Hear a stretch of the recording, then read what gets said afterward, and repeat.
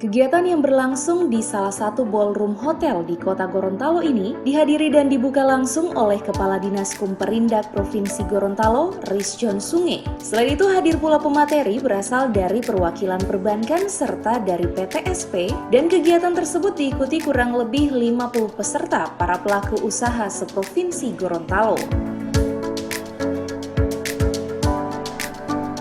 Pemberdayaan usaha mikro, kecil, dan menengah (UMKM) untuk segera naik kelas bisa dilakukan dengan 3 strategi jitu, yakni pelatihan, pendampingan, dan melalui metode inkubasi. Ketiga cara ini harus diterapkan sesuai kebutuhan masing-masing pelaku UMKM.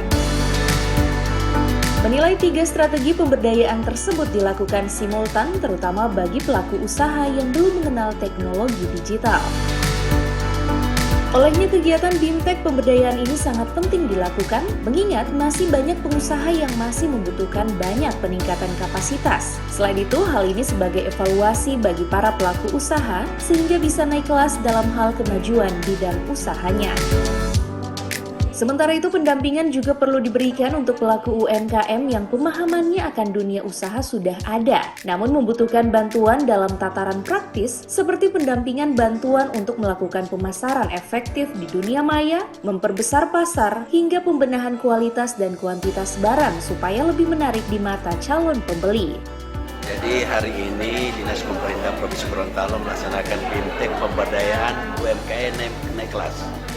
Jadi ada pengusaha mikro, kemudian statusnya naik jadi pengusaha kecil, dari pengusaha kecil naik jadi pengusaha menengah.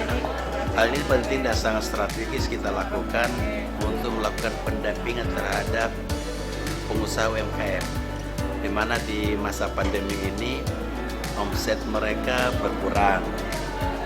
Ada juga tadi setelah dilakukan dialog, harga produk mereka lebih mahal dari harga pabrikan. Ini sebenarnya pertemuan ini untuk bisa memberikan arahan-arahan pada mereka bagaimana bisa memasarkan dengan baik, membuat kemasan dengan baik, menekan biaya produksi sehingga harganya bisa murah, bisa terjangkau, membuat branding supaya ini usaha mereka bisa terkenal ke seluruh masyarakat Indonesia.